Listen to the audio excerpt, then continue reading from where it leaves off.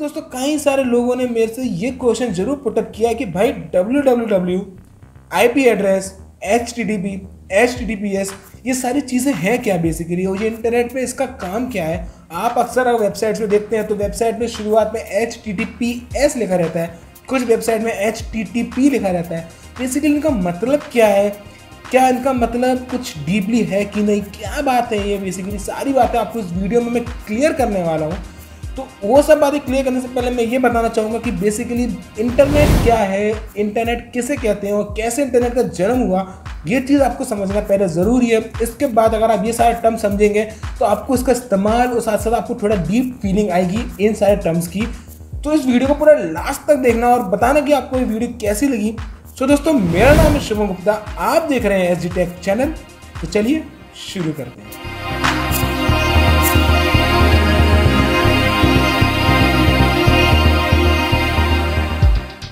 So basically दोस्तों ये सारे टर्म्स क्लियर करने से पहले बात करते हैं कि भाई what is internet. Basically internet term दो चीज से मिलकर बना है, international and network. Basically internet को इंटरनेशनल नेटवर्क बोल सकते हैं क्योंकि आज अपन देखते हैं all over the world internet फैला हुआ है। और अगर इंटरनेट चलाने को नहीं मिल पाता या फिर एक दिन के लिए भी अगर इंटरनेट रुक जाता है तो पूरा देश रुक जाता है, पूरा काम रुक जाता है। और आज बिना इंटरनेट के कुछ काम संभव नहीं है। तो ये इंटरनेट का पहला आइडिया आया कहाँ से और कहाँ से लोगों ने इंटरनेट को बनाने की सोचा कि बेसिकली इंटरनेट जैसा टर्म आया कहाँ से, कैसे दिमाग चला। तो दोस्तों अगर मैं स्टार्टिंग बोलूँ इंटरनेट की, तो इंटरनेट का जन्म 1960 में हुआ था US में। और वहाँ पे एक एजेंसी है ARP है, इसका नाम है एडवांस रिसोर्स प्रोजेक्ट एजेंसी। तो बेसिकली वहाँ पे किया क्या था, वहाँ पे कई सारे कंप्यूटर्स को रखे थे। तो बेसिकली उन्होंने सोचा कि 4 कंप्यूटर्स को एक साथ कनेक्ट करने की कोशिश करते हैं और आपस में डेटा को ट्रांसफ़र करते हैं। तो क्या किया, 4 जब कंप्यूटर्स रखे थे तो 4 कंप्यूटर्स को बड़े ज्वाइंट किया और आपस में उनके बीच में डेटा ट्रांसफ़र शुरू कर दिया। डेटा ट्रांसफ़र होने लगा तो काफ़ी अच्छा लगा कि यार दूर दूर तक अगर कंप्यूटर्स रखे हैं तो आप आसानी से उन 4 डेटा को शेयर कर सकते हो, एक दूसरे को ट्रांसफ़र कर सकते हो। तो ये आइडिया को एक्सप्लोर करने के लिए उन्होंने बड़े बड़े प्रोफेसर्स, बड़े बड़े साइंटिस्ट, बड़े बड़े इंजीनियर्स को ये बात बताया कि ऐसा कर सकते हैं और आपस में अपन जो कंट्रीज़ है इनको आपस में कनेक्ट कर सकते हैं। काफ़ी बड़ी सोच रखी उन्होंने और आज उन्होंने जो इंटरनेट है उस इंटरनेट को बेसिकली हर कंट्री से जोड़ना शुरू कर दिया। अंडरग्राउंड सी में वायर्स डाल के आपस में जो कंट्रीज है उनको इंटरकनेक्टेड करना शुरू कर दिया और आपस में सब लोग कनेक्टेड होने लगे। फिर बेसिकली किया क्या गया, अपन इंडिया की बात करें तो इंडिया में इंटरनेट कैसे आया। इंडिया में इंटरनेट BSNL द्वारा आया। ये एक टेली कम्युनिकेशन कंपनी है। जो बड़े बड़े कंट्रीज़ थी वहाँ से जब उन्होंने अपने डेटा को या फिर उनके डेटा को एक्सेस करना चालू किया और धीरे धीरे करके वो सभी कंट्रीज़ आपस में जुड़ने लगी। लेकिन जब समझ में आया कि अब ये गवर्नमेंट जब इसको यूज़ करती थी तो उनको लगा कि क्यों ना अपन इससे और भी डेटा शेयर कर सकते हैं बाय द यूज़र्स, यानी यूज़र्स के बीच में कई सारे डेटा को शेयर कर सकते हैं। तो उन्होंने क्या किया, उन्होंने प्राइवेट कंपनी जैसे कि आइडिया, एयरटेल, वोडाफोन, ये सारी जो कंपनियां हैं इन सारी कंपनीज़ को अपने नेटवर्क्स को शेयर करना चालू किया उस टाइम पे। और उस टाइम पे इन सब नेटवर्क्स को इन्होंने शेयर करना चालू किया। उन्होंने बोला कि आप जो यूज़र्स हैं जो कि उनको इंटरनेट आप प्रोवाइड करें। तो जैसे आजकल जियो जैसी कंपनी जो प्राइवेट जितनी कंपनी है उन सबको जो इंटरनेट एक्सेस है वो एक लिमिटेड डेटा जो है वो BSNL द्वारा प्रोवाइड किया जाता है किसी प्राइवेट कंपनी में, ताकि जो अपन जैसे यूज़र्स हैं वो इंटरनेट को चला पाएँ। और वहाँ से फिर धीरे धीरे यूज़र्स बढ़ने लगे और इंटरनेट जब लोग चलाने लगे तो इंटरनेट का वहाँ से जन्म हुआ। और होने के बाद आज इंटरनेट एक वाइड नेटवर्क बन गया और इस इंटरनेट पे लोग सीखते भी हैं, अपने टैलेंट दिखाते भी हैं, आपस में अपन कई सारे इसमें काम कर पाते हैं। तो जो इंटरनेट है वो काफ़ी अच्छा रिसोर्स बना और काफ़ी अच्छा देखने को मिला इसका आउटपुट। तो इसको आगे बढ़ाया गया। फिर मोबाइल फ़ोन्स के अंदर इंटरनेट लाया गया। फिर बेसिकली बहुत सारे मॉडेम्स वगैरह, वाईफाई वगैरह का लाया गया, इनका जन्म हुआ। ये सारी चीज़ें बेसिकली लाया गया और तब जाके जनरेशन कहाँ से कहाँ आज यहाँ पहुँच गई है। अब बात करते हैं इंटरनेट के कुछ बेसिक टर्म्स जो कि लोगों को अक्सर डाउट में डाल देते हैं। तो पहला टर्म मैं रखना चाहूँगा www। बेसिकली आप लोग देखते होंगे कि www किसी वेबसाइट के आगे लिखा है कि इसका मतलब क्या है, लेकिन सोचते होंगे कि इसका मतलब क्या है। तो कुछ लोगों को पता है, जिनको नहीं पता उनको बता दूं, www मतलब वर्ल्ड वाइड वेब। ये एक नेटवर्क है, ये एक नेटवर्क ये किसी यूआरएल से पहले लिखा जाता है। अब यूआरएल किसे कहते हैं मैं बात करता हूँ। उससे पहले यूआरएल से पहले www लिखा जाता है, ताकि वो www एक चीज़ को एक्सेस करता है कि आप इस एड्रेस को पूरे all over the world use कर सकते हैं, और साथ ही साथ उसके अंदर आप अपने जो डेटा है उसको ट्रांसफ़र कर सकते हैं। तो अब जो www है वो तो ठीक है, सब लोग डेटा एक्सेस करने लगे हो, उसके अंदर वीडियो सॉन्ग्स आप जैसे कई सारे डॉक्यूमेंट जैसे स्टोर करने लगे और लोग उसको एक्सेस करने लगे वर्ल्ड वाइड में। तो फिर बात करते हैं यूआरएल किसे कहते हैं। यूआरएल बेसिकली आप लोग देखते होंगे जब किसी वेबसाइट है उसके आगे एक एड्रेस लिखा रहता है, जैसे कि आपको फेसबुक खोलना है तो facebook.com, जो facebook.com है वो एक यूआरएल हुआ। यूआरएल का मतलब होता है unique resource locator. Unique resource locator it means एक यूनिक एड्रेस जो कि आपको मिलता है या किसी सर्वर को मिलता है कि आप अगर अपना कंटेंट किसी को देना चाहते हो तो आप एक by the help of URL आप डेटा अपना ट्रांसफर कर सकते हो। एक नाम हो गया, एक एड्रेस हो गया कि आपको किस वेबसाइट पर पहुंचना है, क्योंकि आप लोग को पता है कि करोड़ों की संख्या में वेबसाइट्स गूगल पे हैं और किस वेबसाइट पे जाना है, कौन सी वेबसाइट का क्या नाम है, कैसे उस वेबसाइट पे जाया जाए।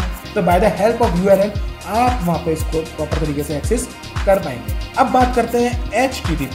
तो जो HTTP है, HTTP means hyper text transfer protocol. Basically इसके नाम में लिखा हुआ है एक ट्रांसफर प्रोटोकॉल है। क्या होता है कि आप अगर इंटरनेट पे किसी फाइल को एक्सेस मांग रहे हैं किसी सर्वर से, तो बेसिकली क्या होता है कि कोई सर्वर जो कि आपको डेटा एक्सेस करने देता है या फिर आपको अपनी वेबसाइट को एक्सेस करने देता है, तो by the help of HTTP आप उस सर्वर को एक्सेस कर पाएंगे। अब बेसिकली ट्रांसफर प्रोटोकॉल है, ट्रांसफर कर रहे हैं डेटा को, अपनी वेबसाइट ट्रांसफर कर रहे हैं, ट्रांसफर प्रोटोकॉल है।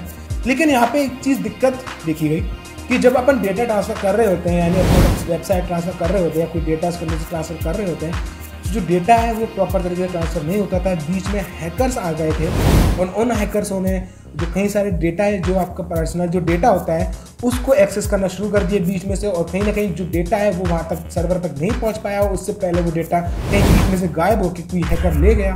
फॉर एग्जाम्पल आपका बैंक का अकाउंट हो और आपके बैंक के अकाउंट में कई सारे पैसे रुके पड़े हों, और अगर आप अपने बैंक किसी भी आप साइट पर अपने बैंक रजिस्टर कर रहे हैं, आप उसमें पासवर्ड आईडी वगैरह डाल रहे हैं और वो बाई चांस किसी हैकर के हाथ में लग जाए, सर्वर पे जाने से पहले किसी हैकर बीच में आ जाए और उसके पास आपका वेबसाइट लग जाए, तो आपको अंदाज़ा नहीं है कि कितना बड़ा आपका लॉस हो सकता है। वो हैकर आपका पूरा बैंक खाली कर सकता है।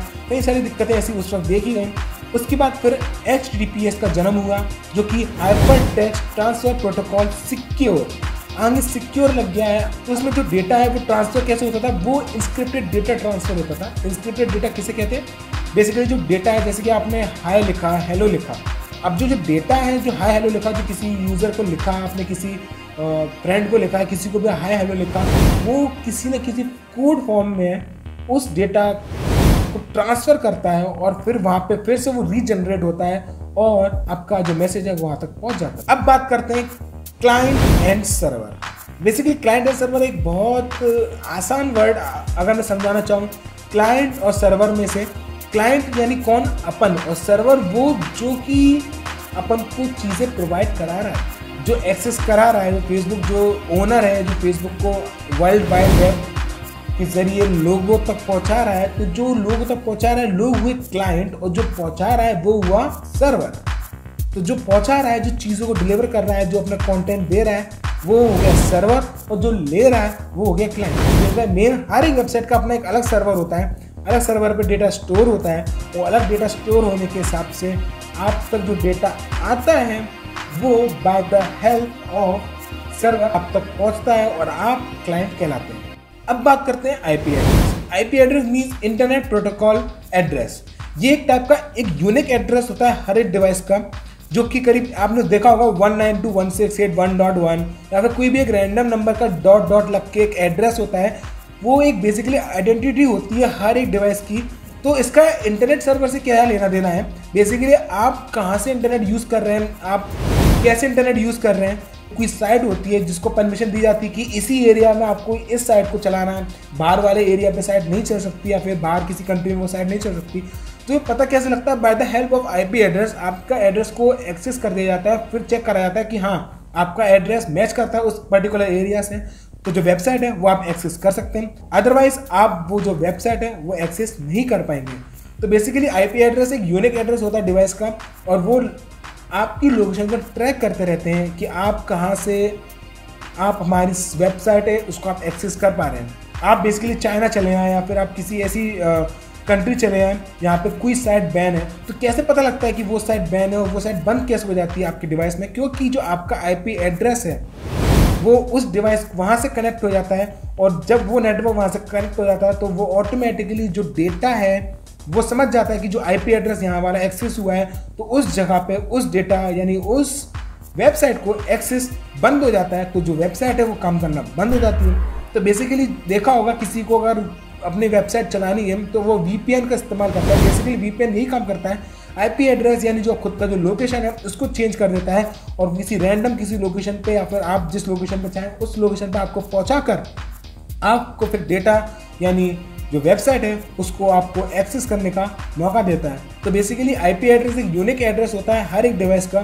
सो दोस्तों, उम्मीद है कि आप लोग को ये कंटेंट समझ में आ गया होगा कि बेसिकली क्या होता है इंटरनेट, और जो इंटरनेट जो टर्म्स है वो क्या क्या टर्म्स हैं, वो सारी बातें आपको इस वीडियो में समझ में आ गई होगी। अगर कोई डाउट रहता है और अगर आप चाहते हैं कि किसी और कंटेंट पे मैं वीडियो बनाऊं तो आप ज़रूर नीचे कमेंट कर सकते हैं, आपके पास वो वीडियो बन के पहुँच जाएगी। और चैनल को सब्सक्राइब कर दो, और जो घंटा है बगल में उसको भी बजा दो, मतलब दबा दो।